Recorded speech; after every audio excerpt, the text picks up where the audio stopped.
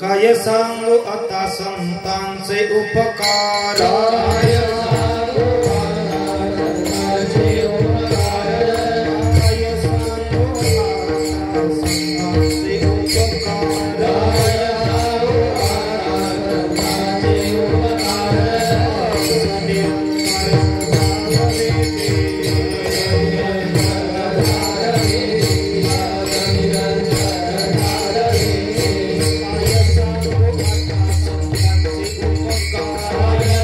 Bye.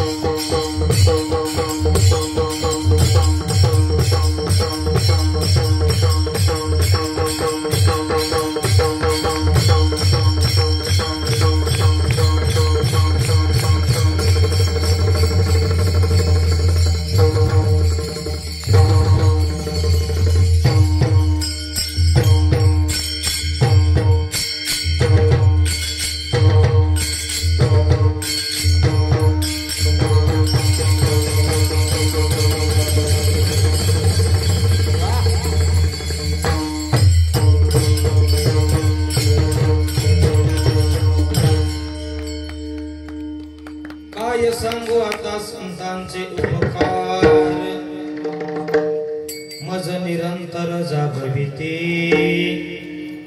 काय द्यावे त्यांचे बाबे उतराय ठेवी तो हा पाय जीव थोडा सहज बोलणे हित उपदेश करुणी सायास शिकविते काय द्यावे त्यांचे व्हावे उतराय ठेवी तो हा पाय जीव थोडा तुका म्हणे वत्स देनुवेचे चित्ती तैसे मज येत संभाळती काय द्यावे त्यांचे व्हावे उतराय ठेवी तो हा पाय जीव थोडा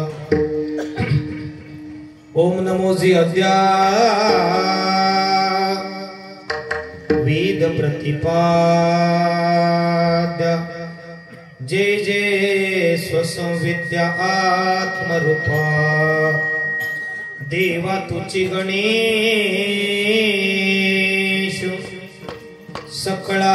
सकळात्मति प्रकाश मणे निवृत्तिदास अवधारी जोजी जयांचे केली स्मरण होय सकळ विद्यांचे अधिकरण तीची वंदू श्री चरण सद्गुरूंचे ते नमस्कार आता महायोग पीठे तटी भीमरत्या वरम पुंडलिकाय दात मुनींद्री समागत्य तिष्ठ तमानंदकंदं परब्रह्मलिंगं भजे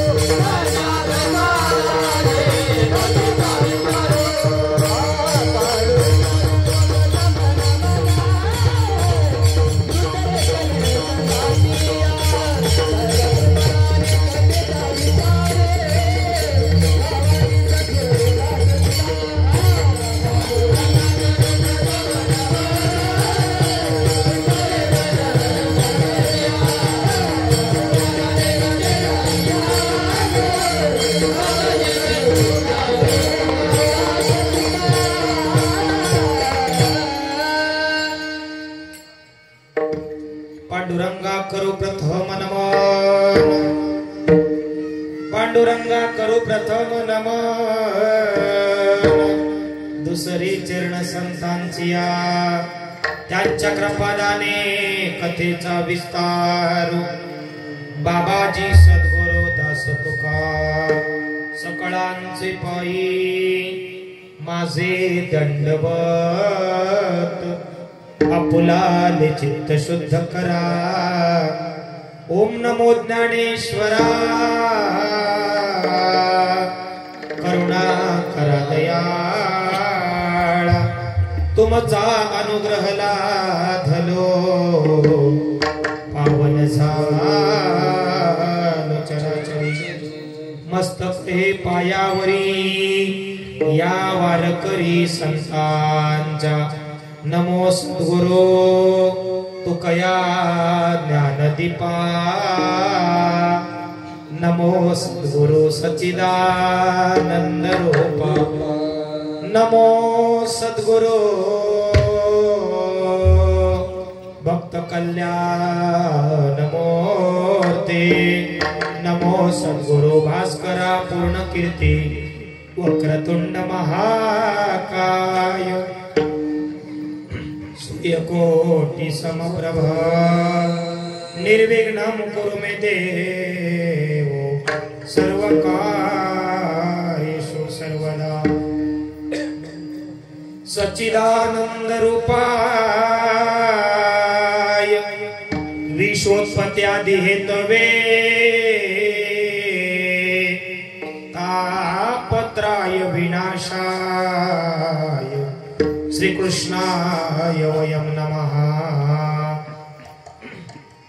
प्रस्तुत प्राप्त प्रसंगी आज या ठिकाणी हरिकीर्तन रूपी सेवेसाठी निवडलेला अभंग देवो निवासी वैकुंठवासी महाराष्ट्र भूषण वारकरी संप्रदायाचे कळस वैराग्याचे मूर्तिमंत उदाहरण देऊचे सुप्रसिद्ध साधू संत जगद्गुरु तुकोबाराय माझा थोडा इको कमी करा यांचा उत्कृष्ट असा 4 चरणाचा आपल्या सर्वांच्या परीची माझा वैयक्तिक प्रसिद्ध असा अभंग आहे। अभंगातील प्रतिपाद्य विषय असा आहे, अभंग संतपर प्रकरणातील आहे। त्याचं कारण हे आपल्याला माहित आहे। उद्या जागराचा एकादशीचा दिवस आजचा 6वा दिवस आहे आणि म्हणून संतपर प्रकरणातील संप्रदायाच्या दंडकाप्रमाणे आदल्या दिवशी एकादशीच्या दिवशी संतपर प्रकरणातील अभंग असावा लागतो असा संप्रदायाचा दंडक आहे आणि म्हणून आज हरिकीर्तन रूपी सेवेसाठी निवडलेला अभंग संतपर आहे। अभंगातील प्रतिपाद्य विषय असा आहे, काय सांगू आता संतांचे उपकार। इथे बसलेल्या माणसावरती कुणाचे ना कुणाचे तरी उपकार असतील। कुणी लग्न करायला काहीतरी आपल्याला पैशाची मदत केली त्याचे अनंत उपकार आहेत। कुणी वेळ प्रसंगी जेव्हा आपले वाईट दिवस होते तेव्हा आपली वेळ काढली त्याचे अनंत उपकार आहेत। या व्यावहारिक गोष्टी झाल्या, परंतु मृत्यू लोकात येत असताना 83,99,999 योनीचा भोग चुकून आम्ही 84 लक्ष योनीमध्ये जन्माला आलो आणि ज्याच्या कृपेमुळे आलो त्याचे अनंत उपकार किती महत्वाचे असतील याच्याही पुढे जाऊन सांगू का। ज्या आईने 9 महिने 9 दिवस गर्भामध्ये वाढवलं त्या आईचे उपकार किती असतील आणि ज्या संतांनी या महाराष्ट्राची ओळख निर्माण करून दिली संप्रदायाच्या माध्यमातून नवे नवे तर लोहे हा सामान्य महिमा संतांचा। संतांनी सरिता केले तैशा परी चंदनाने बोरी व्यापिल्या। बोरीच्या झाडाला काटे आहेत पण फळ खाताना मात्र गोड वाटतात, बरोबर की नाही दादा। तसं माझ्या संतांनी अगाध काम केलं। स्वतःच्या संसाराची राख रांगोळी झाली तरी चालेल पण या जगाचा संसार सुखाचा व्हावा येत म्हणे श्री विश्वेश्वराव। हा होईल दान पसाव येणे वरे ज्ञान देव सुखिया झाला आणि म्हणून त्या संतांचे अगाध उपकार आणि त्याचं चिंतन तुकोबाराय या अभंगात सांगतात। काय सांगू आता संतांचे उपकार मज निरंतर जागविती। निरंतर जागवण्याचं काम या जगाच्या पाठीवरती कोण करत असतील तर फक्त आणि फक्त संत आहे। मग काय दिलो तिला आपण या संतांना आपण काय दिला, उलट दिला तो समाजाने त्रासच दिला महाराज। आणि म्हणून काय द्यावे त्यांसी वावी उतराय ठेवी तो हा पायी जीव थोडा। बरं हे संत नेमकं कसं काम करतात हो, त्यांच्या कामाची रीत काय आहे ही तुकोबाराय 3ऱ्या चरणात सांगतात। सहज बोलणे, ते सहज बोलतात पण त्यांच्या सहज बोलण्यातून जगाचं हित होतं, बरोबर ना। सहज बोलणे हित उपदेश करुणी सायात शिकविली। नाहीतर गिजे महाराज उपदेश करणारी या जगात माणसं भरपूर आहेत पण या कलियुगात लोक एकाचा चहा पितात, दुसऱ्याच्या गाडीत बसतात, तिसऱ्याचा प्रचार करतात आणि चौथ्यालाच निवडून देतात, खरंय की नाही। आणि अशा लोकांवरती विश्वास ठेवण्यापेक्षा या संतांच्या वाणीवरती विश्वास ठेवा, कारण ते सहज जरी बोलत असेल तरी त्यांच्या मुखातून निघालेला प्रत्येक अक्षर जगाच्या कल्याणासाठी असतं। म्हणून सहज बोलणे हित उपदेश करुणी सायास शिकविती। आणि अभंगाचा समारोप किती गोड आहे बघा। तुका म्हणे वत्स धेनुवेचे हे संत काय करतात? धेनू म्हणजे गाय. गाय जशी आपल्या वासराचा सांभाळ करते की नाही, दिवसभर जाऊ द्यावं कुठे, पण त्या वासराला दूध पाजायला ती येतेच की नाही. हा, जसं घार हिंडे आकाशी चित्त तिचे, तशी गाय आपल्या लेकराचं, धेनू म्हणजे गाय, तुका म्हणे वत्स धेनुवेचे चित्ती. गायीचं चित्त जरी ती चरण्यासाठी गेली असेल तरी तिचं चित्त आपल्या वासराकडे असतं. तसं संत या जगाचा उद्धार करतात, प्रत्येकाचाच उद्धार करतात. हा अभंगाचा थोडक्यात भावार्थ विठ्ठलो.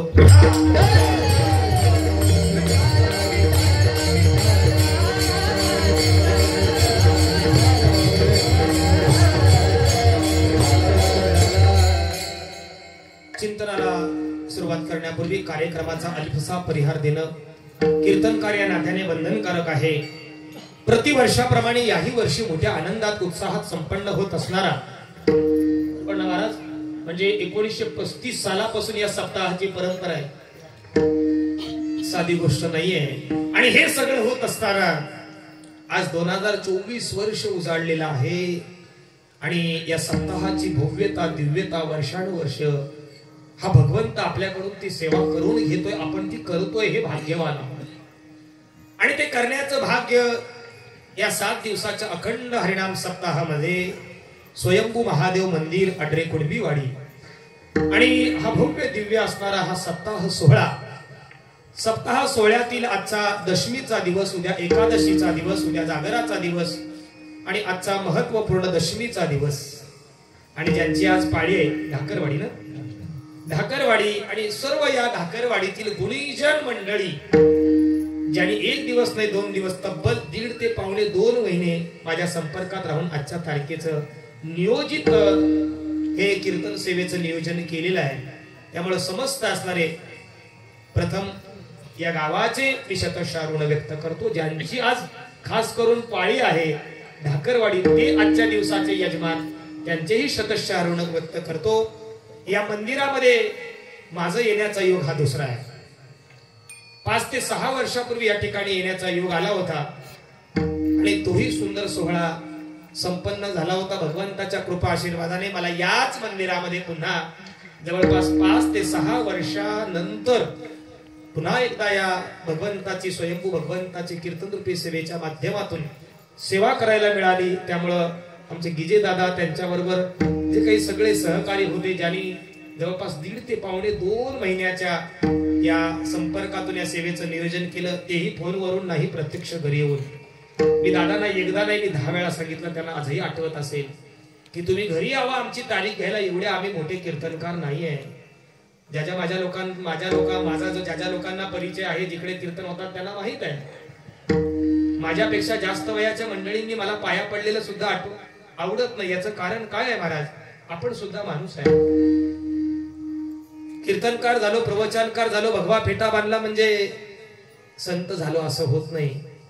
या कलियुगात संत होणं अवघड आहे, संतांचं होणं सोपं आहे. मी म्हणेन तुम्ही संत होण्याचा प्रयत्न करूच नका, तुम्ही आधी संतांचं व्हा. आणि संतांचं झालात ना तर देव माझा मी देवाचा, सत्य माझी हीच वाचा, असं प्रमाण आपल्या समोर उभं राहील आणि आपल्याला वेगळं काही करायची गरज लागणार नाही. म्हणून समस्त अड्रे गाव आणि स्वयंभू महादेव मंदिराचे सर्व असणारे कमिटी सदस्य, सर्व आयोजक मंडळ आणि खास करून आज ज्यांची पाळी आहे ती ढाकरवाडी ग्रामस्थ मंडळ, या सर्वांचा आशीर्वाद घेऊन माझ्या समोर बसलेले तुम्ही गुणीजन श्रोते मंडळी, मायबाप मंडळी, लहान थोर मंडळी, आपल्या सर्वांचा आशीर्वाद घेतो. कीर्तनाला मृदुंगाची साथ करणारे चिपळूण तालुक्यातील गोवळकोड गावचे सुपुत्र, ज्यांनी माझ्या 3 महिन्यात जवळपास 40 पेक्षा जास्त कीर्तनाला मृदुंगाची साथ केली, अशी मूर्ती लहान कीर्ती महान दीपदादा निवळकर, गाव गोवळकोट. आणि आज खास महाडवरून दोन्ही रायगड भूषण आहेत.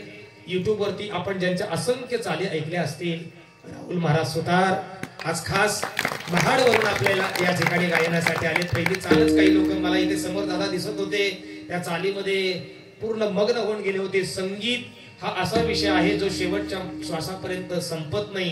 कला ही कधीच परिपूर्ण नसते, परंतु एवढे महान कलाकार असून सुद्धा अजिबात गर्व अहंकार नसणारे गुणीजन कलाकार, ज्यांच्या नावामध्ये स्वतःच राहुल महाराज सुतार आणि पार्थ दादा म्हस्के ही जोडी आपण असंख्य वेळा युट्यूब वरती पाहिली असेल. तर मला आज या ठिकाणी येण्याचा योग हा त्यांचा पहिला आहे. मला सुद्धा ते इथे येईपर्यंत खूप धाकधूक होती, आपल्या विभागात म्हणजे राहुल महाराजांनी अश्विन महाराजांना तिकडे खूप फेमस केले, त्यांचे तिकडे फॅन असतील, पण आजच्या गायनातून या ठिकाणी नव्हे तर माझे सगळे हे चिपळूण तालुक्यातील गुणीजन कलाकार आहेत त्यांच्या मनावरती राहुल महाराजांचं गायन आज नक्कीचपणे राज्य करेल अशी मी भगवंताकडे प्रार्थना एकदा तुमच्या श्रोत्यांच्या चरणावरती साष्टांग जयहरी करून कीर्तन रूपी सेवेला प्रारंभ. विठ्ठला.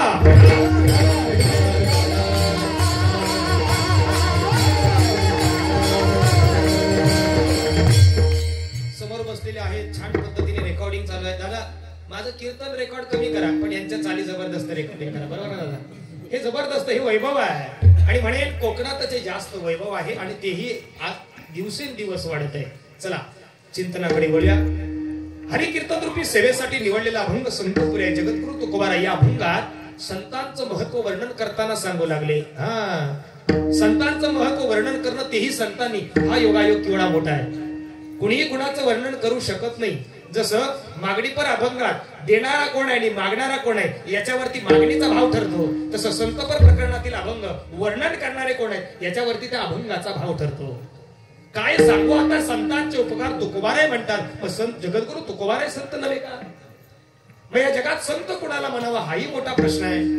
भगवा फेटा बांधला, पांढरे शुभ्र कपडे घातले, कीर्तनकार झालो, मोठ्या गादीवरती बसलो म्हणजे संत झालो का?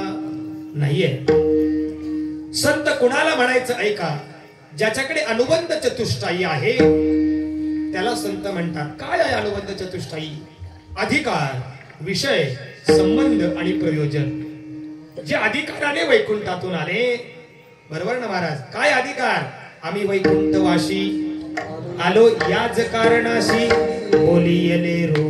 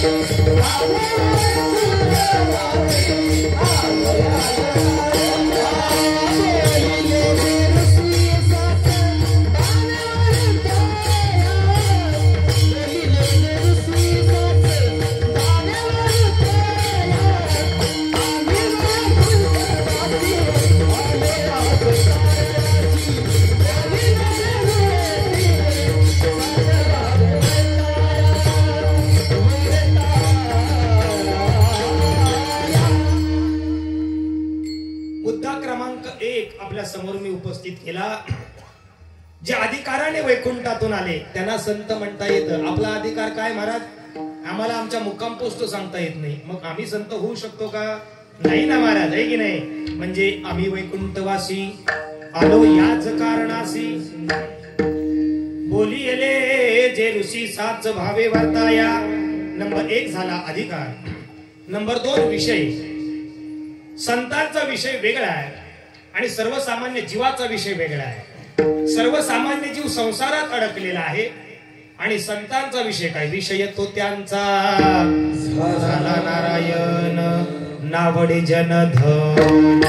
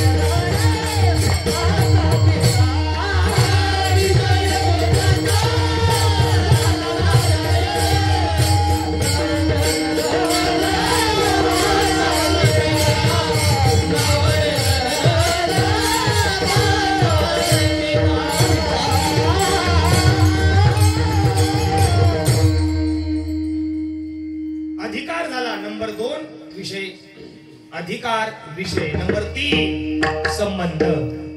अनुबंध चतुष्टयी दादा सांगू लागलो. अधिकार झाला, विषय झाला. मुद्दा क्रमांक 3 संबंध.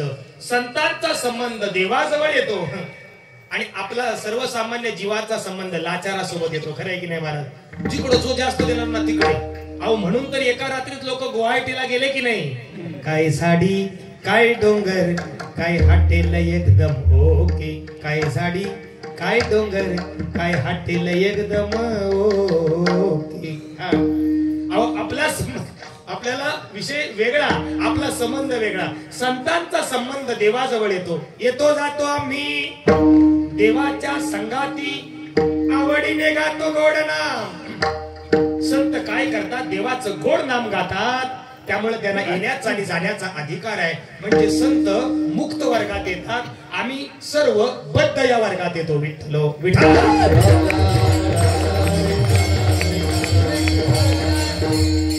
अधिकार विषय नंबर 3 मुद्दा क्रमांक चालू संबंध.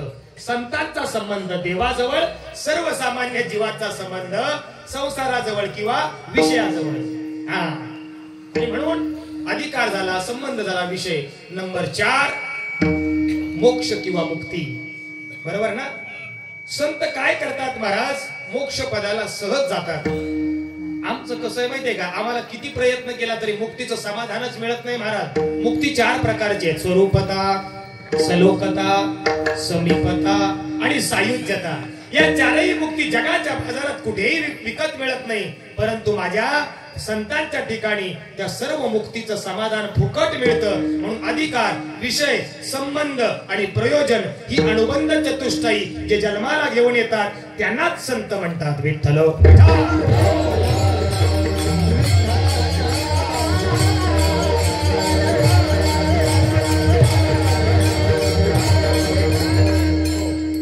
म्हणजे आता आपल्या डोक्यातला एक विचार निघून गेला असेल की कुणालाही संत म्हणायचं.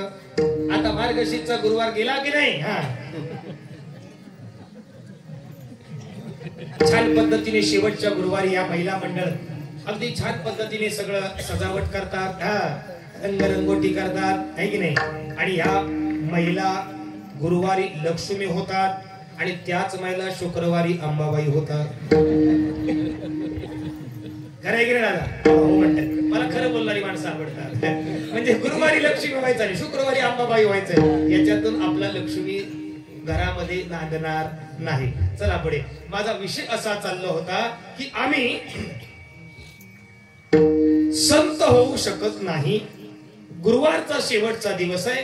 एका महिलेने छान पद्धतीने त्या गुरुवारच्या शेवटच्या दिवशी काय केलं? सत्यनारायणाची महापूजा, त्या अनुषंगाने हरिपाठ आणि त्या अनुषंगाने कीर्तन आणि आलेल्या सगळ्या संतांची सेवा अर्थात संत पूजा करायचं ठरवलं.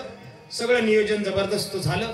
योगायोगाने मलाही निमंत्रण होतं, मी पोहोचू शकलो नाही, मला कीर्तन होतं दुसरीकडे. दुसऱ्या दिवशी त्या वहिनी भेटल्या, म्हटल्या दादा तुम्ही यायला पाहिजे होते.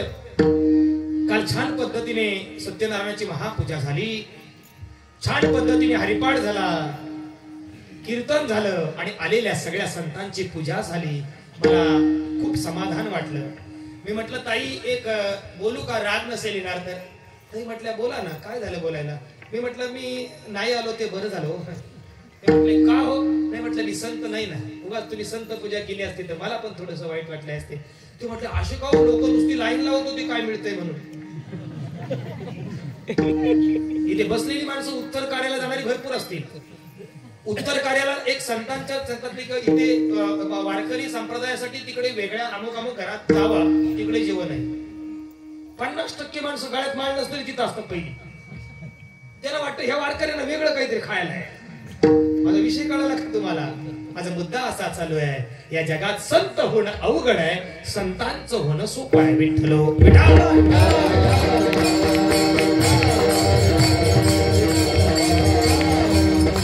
आणि म्हणून या संतांचे उपकार कळणं हे तितकंच गरजेचं आहे.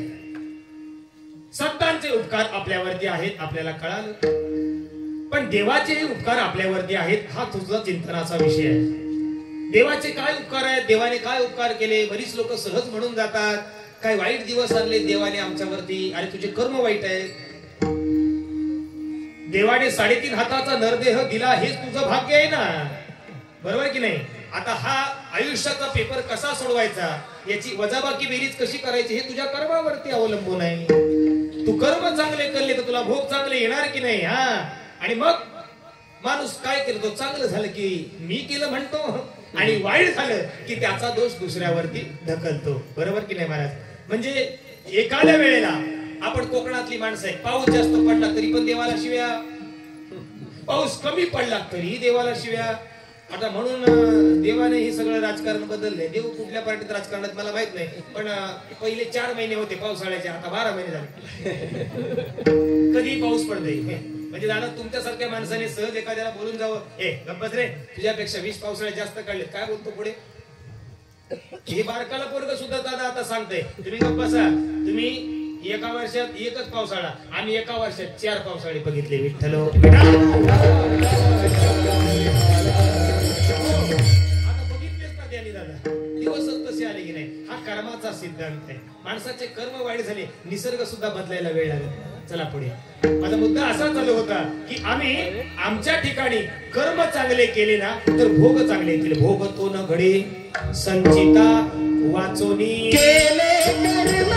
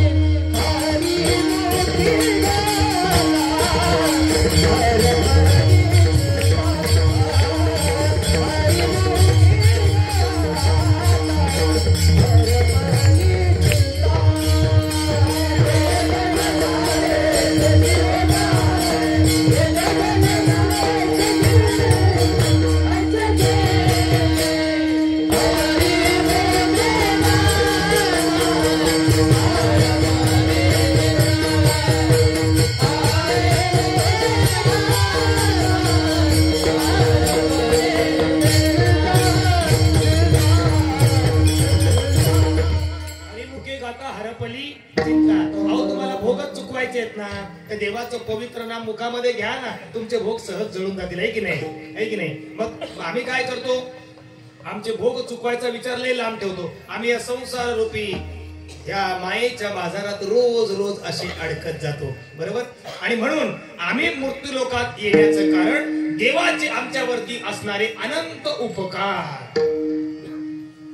आम्ही रात्री झोपतो, बरोबर ना? आमच्या हृदयाची धडधड कोण चालवतो? आम्ही छान पद्धतीने श्वास घेतो, पण हा जगामध्ये फुकट ऑक्सिजन आम्हाला देतो कोण? जो देतो त्याचं नाव आहे देव, बरोबर ना महाराज? अनंत रूपाने नटलेला आहे तो. आम्हाला फक्त त्याची ओळख आणि प्राप्ती करणं गरजेचं आहे. अवताराच्या राशी तो हा उभा विठेवरील शंख चक्र गदा देवाचे अनंत रूप आहे, देवाचे अनंत अवतार आहे. कभी राम बनके कभी श्याम बनके चले आए, प्रभुजी चले आए. राम बनून कधी शस्त्र हातात घेऊन जन्माला आले, तर श्रीकृष्ण भगवंतांच्या रूपाने शास्त्र हातात घेऊन जन्माला आले आणि या जड जीवांचा उद्धार केला, बरोबर ना महाराज? आणि म्हणून देवाची रूप अनंत आहेत, देवाची नाव अनंत आहेत, पण देवाचं अवताराचं कार्य मात्र एकच आहे. भक्तारा की पायापासी दुर्जनांशी सहारी. दुर्जनांचा नायनाट करणं आणि भक्तांचं रक्षण करणं हे काम माझ्या देवाचं आहे. विठ्ठलो,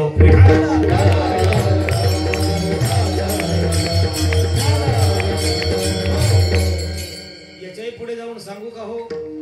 आता 2 तास कीर्तनात माणसाला एका मांडीवरती सहज बसता येत नाही, खरं आहे की नाही? पण तोच माणूस आईच्या गर्भात चुपचाप 9 महिने 9 दिवस राहिला की नाही? म्हणजे तिथे सुद्धा देवाचे अनंत उपकार. आम्ही काय केलं देवाला? म्हटलं देवा, अरे किती बहुदुरवरी भोगविल्या भोगा, आता पांडुरंगा सोडवावे. देव म्हटला तुला काय काळजी करायची गरज नाही. मम्य अंश जीवम लोकाहा, अरे मी प्रत्येक जीवामध्ये अंश पडून आहे ना, तू का काळजी करतोयस? माणूस हा स्वार्थी वृत्तीचा. देवा म्हटला हे 9 महिने 9 दिवस जास्त वाटतंय, यातून माझी सुटका कर. तुझं काय करेल? दिवसातले 24 तास भजन करेल, रात्र आणि दिवस.